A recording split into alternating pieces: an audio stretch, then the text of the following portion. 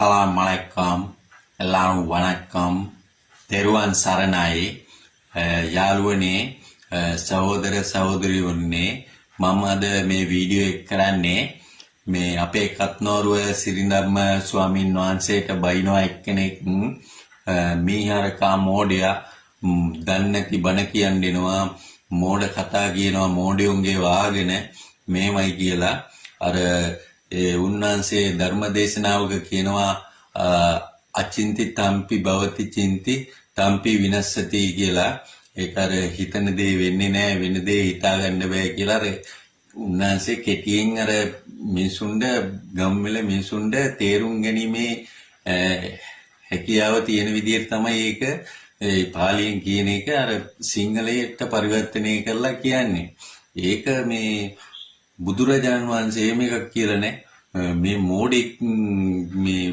මිනිසුන්ට මේ වගේ බොරු අර්ථකථන දෙනවා මෙහෙමයි කියලා බයිනවා.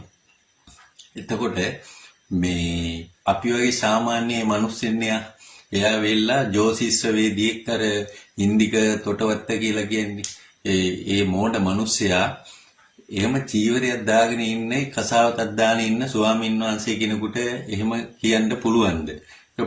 පව් කතාවක්නේ. එතකොට මේ මිනිස්සයා ඇත්තටම පිස්සෙක්.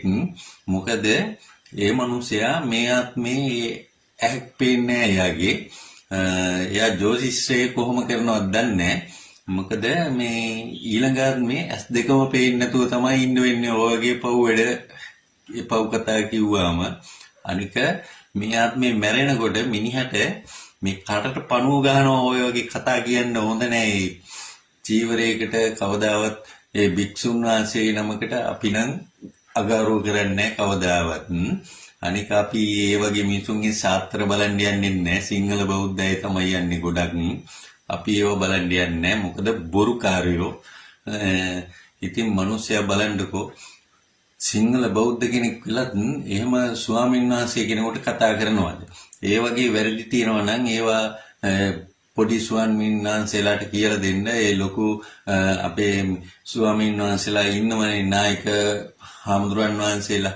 ඒ කට්ටියට කියලා ඒ වැරදිච්ච තැන් හදලා ඒක කියලා දෙයි.